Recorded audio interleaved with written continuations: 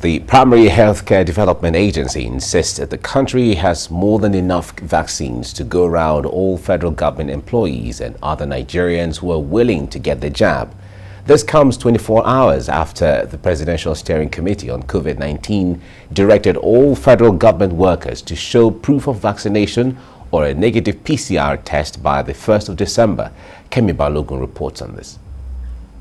Since the declaration of a deadline given by the Presidential Steering Committee on COVID-19 to all federal government workers to get the jab or a negative PCR test by the 1st of December, questions on the availability of vaccines in the country have flooded the air. Today, the Primary Healthcare Development Agency is putting to rest the agitation with the announcement that the country has enough vaccines to go round. Based on delivery forecast from the COVAX facility and the African Union, Nigeria will have adequate vaccines to cover more than 50% of eligible populations by the end of the first quarter of 2022.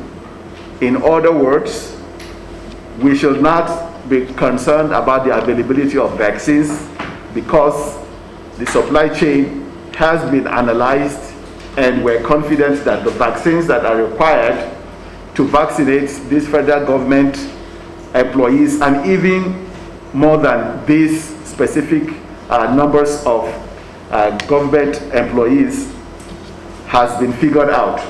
Intensity on vaccination to attain herd immunity is the goal, and the Federal Ministry of Health and the agency have both been involved in studies to ensure the safety of the vaccines on the population across all geopolitical zones. The agency has put in place plans to establish mass vaccination sites across the country.